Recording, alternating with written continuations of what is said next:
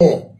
We've seen a case of it today because some people were arrested with fake army uniforms. They came with 18 AK-47 and they were arrested. But unfortunately, as I'm speaking right now, as those people were arrested, the QRS person, through the order of the Commissioner of Police, were asking that those people should all be let go. And before this time, fortunately, some of our guys were able to capture this thing with their phones. So we have pictures of the fake army uniforms those people were wearing. We are going to play for the whole world to see. The 18 AK-47 recovered by the police. Police have allowed them to take them all back. This is the same war sword that was pronounced. The IG of police we've reported this thing to the highest order. We've reported it to the presidency, to all the arms of the security agencies. And nobody has taken steps to address it. So they are leaving Akwa Ibom people to defend themselves. Meanwhile, they are using our own oil money to maintain security. Just recently, the SS crude account that was kept for our own people had been used to acquire military weapons. We didn't know those weapons were used to come and intimidate Akwa Ibom people. So we've called on all the powers that be. We've called on the international community that this is a war that has been declared. I've never heard where Nigeria police is a partisanship. This is the first time where the entire police structure is belonging to a particular political party. But since we don't have the police, we don't have anything except God that we have on our people. We want to let the whole world know that whatever happens in this state is caused by the police, not any other arm of the agency, but the police force. With the people that the court has actually declared as illegal occupants of that seat. And today he led them into the place with talks. And we're calling on all that let the police force be called to order. They should go and defend Nigerian territories where need be. They were meant to maintain peace and order, internal peace and order, not to cause chaos in someone's state. And if they are playing politics this way, there's no hope for democracy in this country. And this is in line with the plan. We have their script. That number one, they want to cause mayhem in the state so the election will not be held the same day general election will be called. But we are trying to tell them if election is not held on that week, we can't hold election on that same day. They should forget election here. Either you hold election the same day everybody is, forget about elections here. Elections must be held the same day.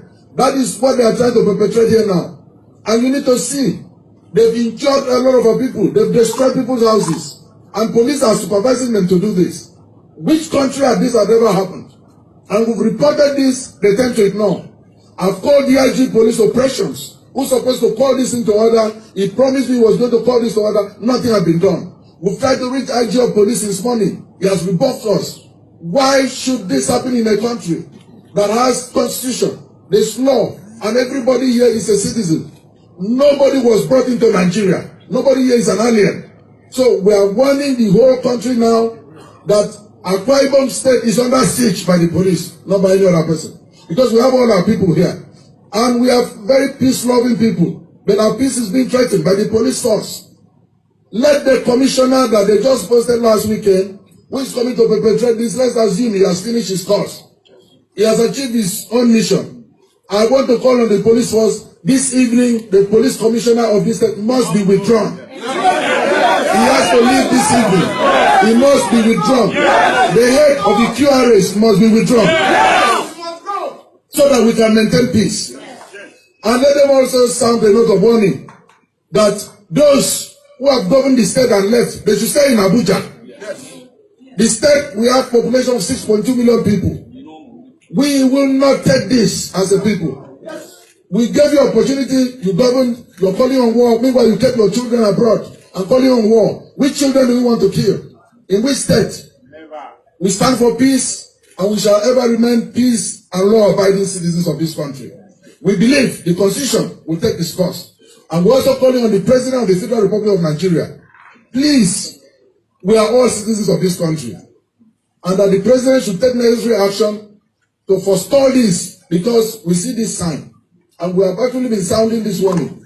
We've noted this everywhere, but it seems to be ignored. Today it has played out.